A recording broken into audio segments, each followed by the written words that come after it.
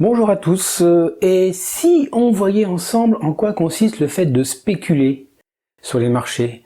Eh bien écoutez, dans un premier temps, on va voir une définition de ce mot, et on va continuer avec différents cas de figure où un trader peut spéculer.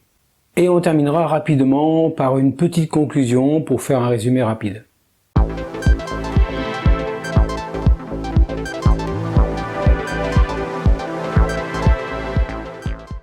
Bon, sinon, dans cette vidéo, on va parler de trading, d'intraday, de volatilité, d'analyse technique, et puis divers autres mots qui sont utilisés dans le trading.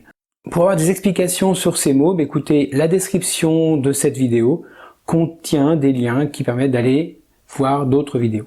Alors n'oubliez pas que vous pouvez aussi vous abonner à cette chaîne, mais aussi la partager si vous trouvez que c'est intéressant, la liker pareil, et puis ça permettra à YouTube de mettre en avant la chaîne et son contenu. Merci. Bon, alors on va définir le mot spéculer. Donc spéculer dans le trading signifie prendre des positions sur les marchés financiers dans le but de réaliser un profit à court terme en exploitant les fluctuations des prix des actifs. Donc les traders qui spéculent cherchent à profiter des mouvements de prix à court terme plutôt que de s'engager sur des investissements à long terme. C'est la différence. Donc la spéculation est souvent associée à un niveau de risque plus élevé que l'investissement traditionnel, car elle repose sur des prévisions de prix et des opportunités à court terme. Alors je vous présente quelques exemples que vous pourrez rencontrer. Alors il y a ce qu'on appelle le trading intraday. Donc les traders qui effectuent des transactions intraday ou en day trading spéculent en prenant des positions sur des actifs financiers au cours d'une seule journée de trading. Ils cherchent à profiter des fluctuations de prix à court terme qui se produisent pendant la journée. Par exemple, un trader qui achète des actions le matin et les revend dans l'après-midi dans l'espoir de réaliser un profit sur la hausse des prix pendant la journée. Sur les indices DAX par exemple, Dow Jones et tout ça par rapport au marché américain, c'est tout à fait ce qui se fait. On a aussi les tradings sur les marchés volatiles. Je vous le déconseille, mais bon, pourquoi pas. Donc les traders qui peuvent vraiment spéculer sur les marchés volatiles où les prix des actifs connaissent des mouvements rapides et importants, en cas de news économique par exemple. Ils cherchent à tirer parti de la volatilité en entrant et en sortant rapidement des positions. Donc, comme exemple, je vous l'ai déjà dit, c'est qu'en fait, un trader qui profite d'une annonce économique importante pour prendre une position sur une paire de devises et réaliser un profit rapide sur la volatilité générée par cette annonce. Je vous mets en garde, vraiment, je vous mets en garde, les annonces économiques, des fois, le marché, il part n'importe quoi. Il y a des très très gros volumes qui sont échangés et c'est très très volatile et on peut croire que la tendance va être haussière et d'un seul coup le marché redescend pour repartir. Enfin, c'est vraiment très très violent. Moi, je déconseille. Alors, on a aussi le trading sur les produits dérivés.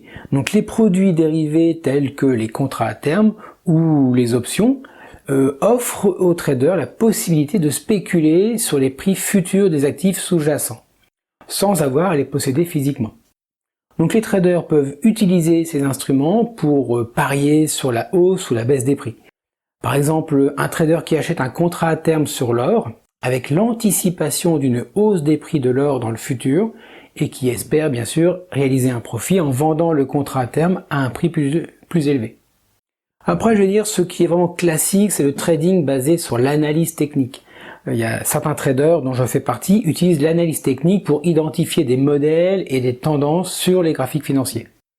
Donc ils spéculent en utilisant ces informations pour prendre des positions en anticipant la continuation ou le retournement d'une tendance.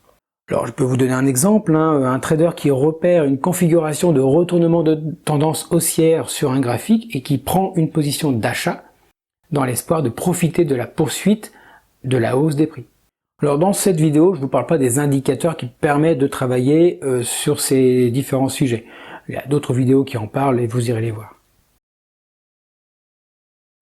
Bon, en conclusion, écoutez, il est important de noter que la spéculation comporte un niveau de risque élevé en fonction de la méthode utilisée. Donc les traders spéculateurs doivent être vraiment prêts à assumer des pertes et doivent avoir une gestion des risques adéquate pour protéger leur capital. Je ne peux que vous motiver à aller voir la vidéo sur les stop loss, qui est un système de protection. Et puis il y a d'autres vidéos qui sont prévues sur des indicateurs, sur des outils logiciels que j'ai créés d'ailleurs. Mais bon, ça c'est autre chose.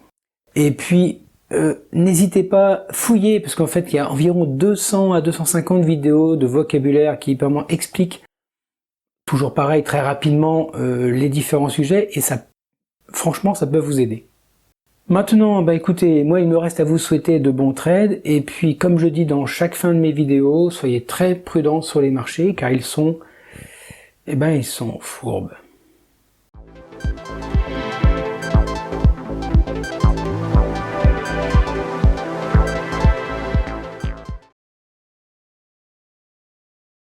Le trading sur les marchés, sur les produits, pardon, on a aussi le trading sur les produits dérivés.